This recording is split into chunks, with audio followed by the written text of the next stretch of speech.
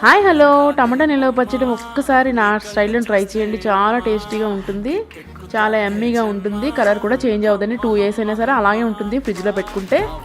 3 KG tomatoes తీసుకుని బాగా wash చేసుకొని తుడుచుకొని తడి లేకుండా చిన్న చిన్న ముక్కలు కట్ చేసుకొని ఒక 50 గ్రాముల ఉప్పు కొద్దిగా పసుపు వేసి బాగా కలిపి పెట్టుకొని అదేవిధంగా ఒక డబ్బాలో వేసుకొని 3 డేస్ అనేది పక్కన పెట్టాలండి. 4th డే బాగా గట్టిగా పిండి ఎండబెట్టుకోవాలి. నేను 5 డేస్ ఎండబెట్టాను. ఈ విధంగా వచ్చాయి. వాటర్లోని అదే టమాటా జ్యూస్ ఉంది కదండి, అందులో 150 గ్రామ్స్ చింతపండు వేసుకున్నాను. 2 అవర్స్ నానబెట్టుకున్న తర్వాత మిక్సీ పట్టుకున్నాను. అదేవిధంగా ఈ టమాటా ముక్కలు ఉన్నాయి కదండి ఎండబెట్టినవి, అవి కూడా ఒక్క రౌండ్ వేయండి మిక్సీలోని.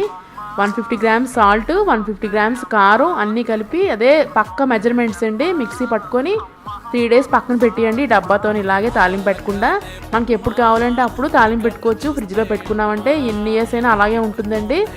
చాలా బాగుంటుంది. ఒకసారి ట్రై చేయండి. Okay, bye.